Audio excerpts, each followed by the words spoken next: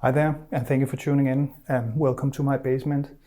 This is January 2021, and we are, many of us, under lockdown. So I am practicing my photography skills here in the basement, now that, many of us can really get out and about. So the idea today is to show you some very basic principles and nothing advanced going on here. This channel is for you if you're new to photography, as you know, and therefore I'm not showing you anything advanced. I am using some advanced things. Don't be intimidated by that. I will talk you through what it is.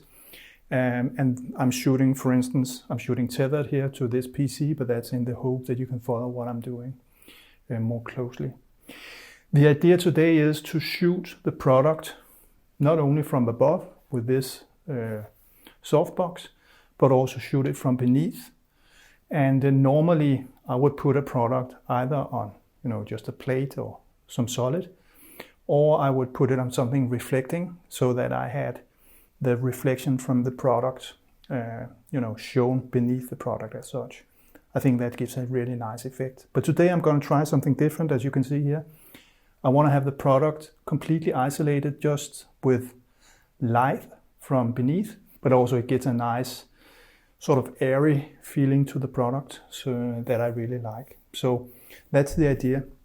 So because it's COVID days and lockdown and all that, I don't have normally you would buy some glass, some plexiglass, some white glass here to put here, but I found in my kitchen 2 IKEA chopping boards that I've used and a little piece of thin paper here because they are divided in two here, so the light seeps through these two, so I had to put some paper. But basically, the thinking is that these two will enable the light to come through from beneath. So I have a flash here just lying on the table, and if I just fire that one, maybe we can get an impression. No, that was an impression of what it looks like, right? You can see that it's lit up from beneath. From the top, I have a Godox softbox.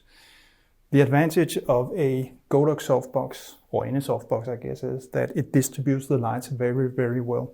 If you don't have a softbox, you can do, hope you can see this. This is a softbox model for that. It's just a cardboard box with a piece of fabric and held with a bit of duct tape. That's really all it is. And it does an okay job. It doesn't distribute the light as well as the more professional version here from Godox, but it does an okay job. So if you don't have one of these, you can easily build one of those, right? I also have a little mirror, and that's because I want to have reflection from the light up here shown in one side of the subject here. I kind of like that. This is subject to, of course, personal preference, what you like, what you don't like, but I think in general mirrors to guide the light is a good idea, so that you can make spots or highlights on your products as you see fit. Normally it's better or easier to do if you have steady lights. What you can do, you can take a little flashlight and then you can sort of simulate the way the flash fires and then see where it hits your product, and then you get an idea what the effect will be. So the camera I'm using is my beloved Nikon D750. It's known as the wedding photographer's workhorse, right? And it is a really good all-round camera, but I think any camera will do. I have the Tokina Macro 100mm lens mounted here. And the reason why I'm using that one is so I can get really close to the subject. I like that you don't see the entire product, but you're so close that parts of it is cut away. Again, subject to personal preference, but I really like that you get really close to the product. And this lens has a really small, I guess you say, minimal focus distance, so I can really get close to the subject. My camera settings are so that I shoot with the intent of killing ambient light. As you know, when you're shooting flash photography, there are 2 exposures going on.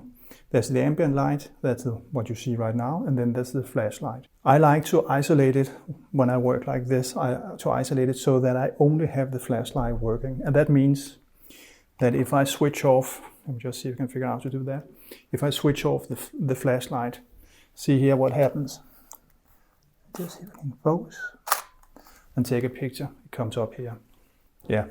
And as you can see, I have a black frame. And that's because I've killed all the ambient light. So only the flashlight now is working. So if I switch back the flash like this and take another picture,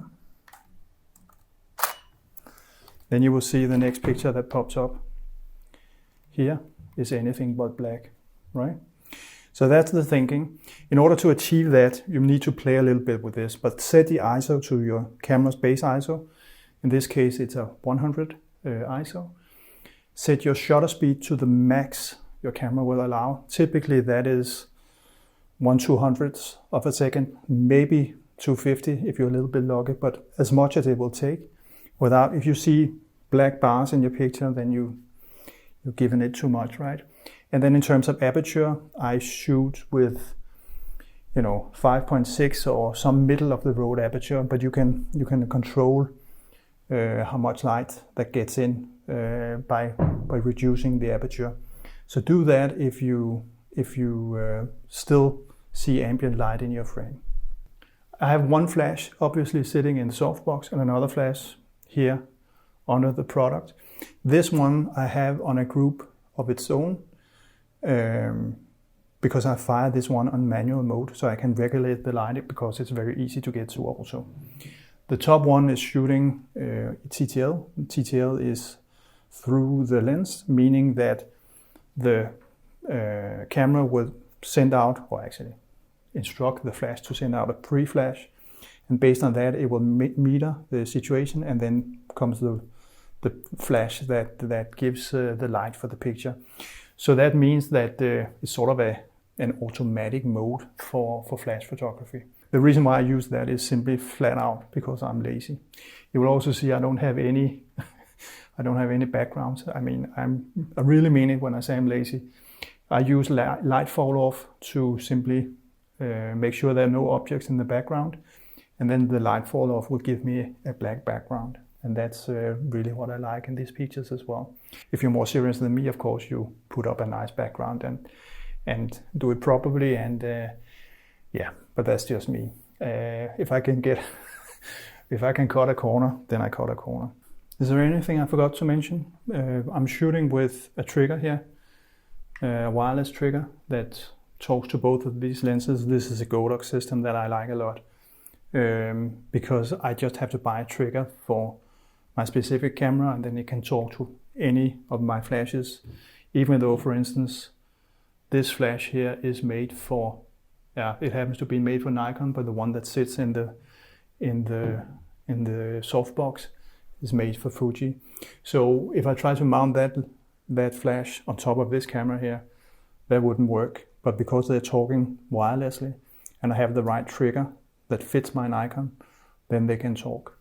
So I really like the Godox system because I have many different camera types. This works well for me.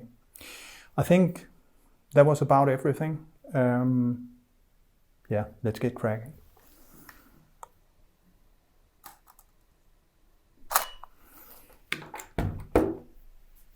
One of the wonderful things about sitting like this and shooting in your office or studio, wherever you're shooting, is that you can completely control everything.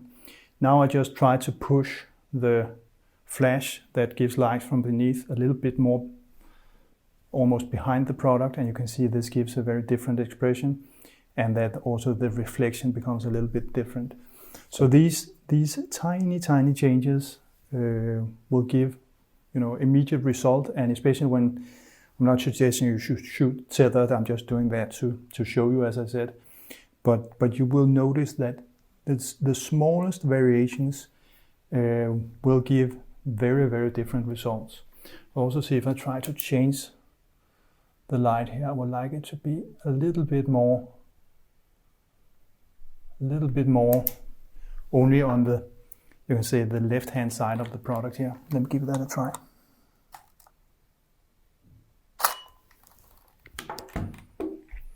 yeah, that was a little bit more the way that I wanted. I wanted to have so that the white light or the reflection covers half the product and then you can see the rest.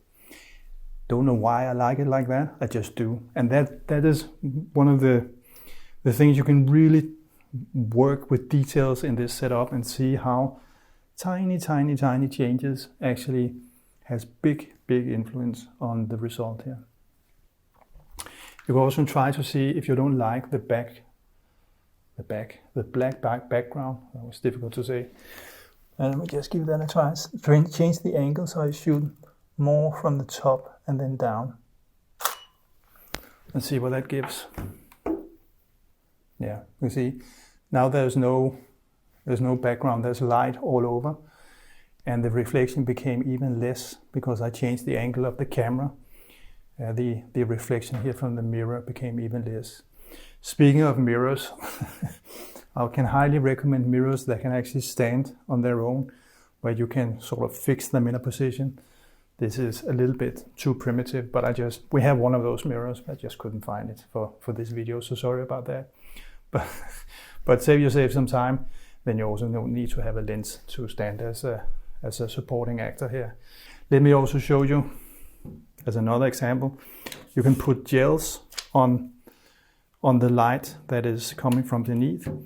Not that you necessarily like that, but you get an impression of from where the light is coming, right? So if I put that one in here, and then I shoot again, I liked actually the angle there, where there was no background like that. Let me see what that gives. So there you see it. It surprised me actually that so much of the light in the background also came from the flash beneath.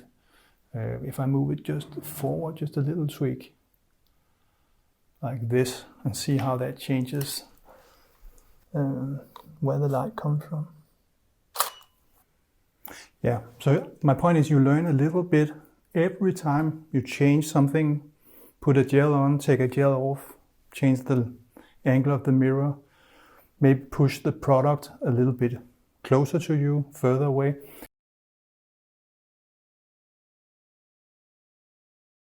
So I hope this was inspirational. The idea was not for you to say what a fantastic picture, because it's not a fantastic picture, but the idea was for you to be inspired and say, oh, I can actually use this in my own projects. And also if I've inspired you to, if you're not a flash photographer, if I've inspired you to give it a try, that is great. And I really think you will find that the way of working here teaches you a lot about light and composition and how small changes can change your picture so that you actually become a better photographer. Also, if you're a nature or a landscape photographer like me, you will see that you learn a lot. Thank you for watching. Take care. Bye-bye.